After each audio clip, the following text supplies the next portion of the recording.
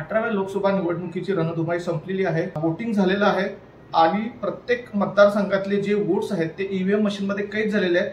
तिथल्या उमेदवाराचं भवितव्य हे येत्या 4 जूनला स्पष्ट होईल की तो तिथे जिंकून येईल की तो तिथे पडेल आणि याच्यावरूनच महाविकास आघाडी आणि महायुती यांचं भवितव्य ठरेल। देशाच्या पातळीवर बोलायचं म्हणलं तर इंडिया किंवा एनडीए यांचं भवितव्य ठरेल आणि आपल्याला हे कळेल की आपला हा देश पुढचे 5 वर्ष नेमका कोण चालवणार आहे, कोणती आघाडी कोणती युती चालवणार आहे।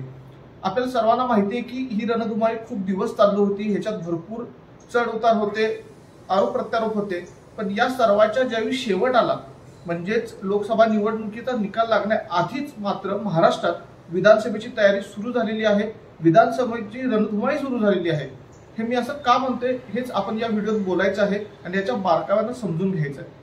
नमस्कार, मी आकाश खांडके आणि तुम्ही पाहताय जस्ट पॉलिटिक्स। काही दिवसांपूर्वी शरद पवार यांनी एक वक्तव्य केलं। ते असं म्हणाले की या लोकसभा निवडणुकीत मी आणि माझ्या पक्षाने थोडं कॉम्प्रोमाइज केलं, आम्ही कमी जागा लढवल्या, पण असं विधानसभेत होणार नाही, आम्हाला जास्त जागा हव्यात। बेसिकली ते महाविकास आघाडीचे जे बाकीचे घटक पक्ष म्हणजे शिवसेना आणि काँग्रेस ह्यांच्यावर दबाव आणण्याचा प्रयत्न करत होते। ते त्यांना हे सांगत होते की येत्या निवडणुकीत आम्ही जास्त जागा लढवणार, आम्हाला जास्त जागा पाहिजे। असंच काहीतरी आपल्याला दुसऱ्या गोटात देखील बघायला मिळालं, जिथे छगन भुजबळ हे जे अजित पवारांच्या पाठीशी उभे आहेत ते एका पक्षाच्या मेळाव्यात असं म्हणाले की आम्ही भाजपकडे 80 ते 90 जागांची मागणी केलेली आहे, आम्ही जर तेवढ्या जागा लढवल्या तर कुठे ते आमचे 50 ते 60 आमदार निवडून येतील आणि आम्ही या रेसमध्ये राहू। बेसिकली तिथे ते भाजपवर हे प्रेशर आणण्याचा प्रयत्न करत होते की आम्हाला जास्त जागा पाहिजे। पण हे सगळं आत्ताच का? आपल्याला माहिती आहे की विधानसभा निवडणुकीसाठी अजून 4 ते 5 महिन्यात कदाचित 6 महिने देखील जातील।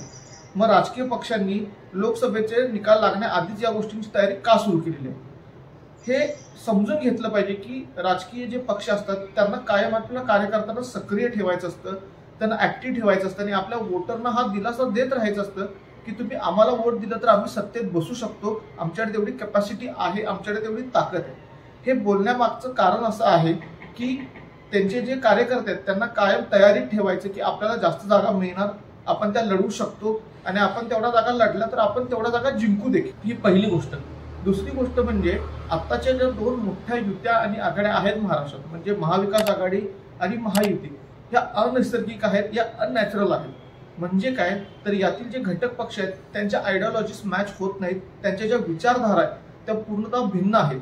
शिवसेना आणि काँग्रेस एकत्र कधी बसेल असं कुणालाच वाटलं नव्हतं, पण तसं झालेलं आहे, ते बसलेत म्हणून त्यांच्या आयडियोलॉजी सेम झालेल्या नाहीत, त्यांच्या आयडियोलॉजी पूर्णपणे वेगळ्या आहेत आणि त्यामुळे ते किती वेळ एकत्र राहू शकतात ही शाशंकता आहे, ह्याच्यावर कुणीच कमेंट करू शकत नाही।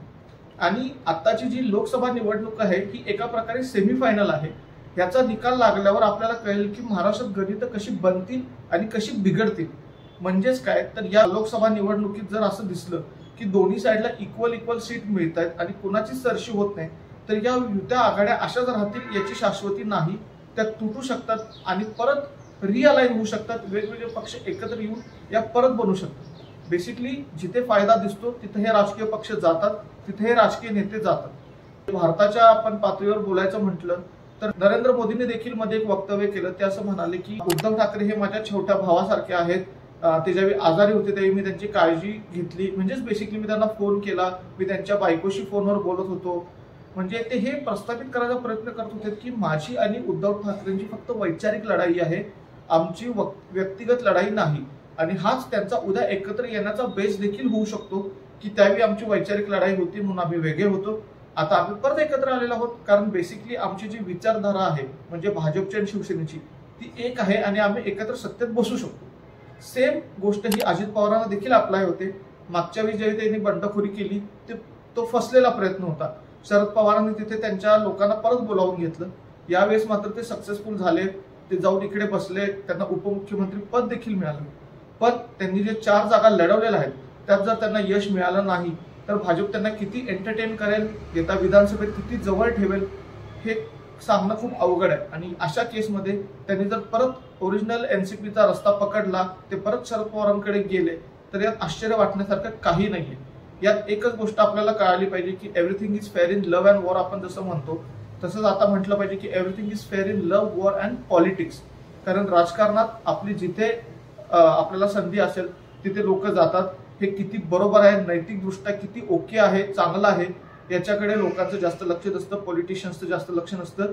आणि भारतात मतदारांची देखील शॉर्ट टर्म मेमरी आहे, असं खूप पॉलिटिशियन खूप वेळा म्हटलेले आहेत की मतदार देखील विसरून जातात थोड्या दिवसांनी आणि त्यांना जो पॉलिटिशियन आवडतो त्याला ते मतदान करतात.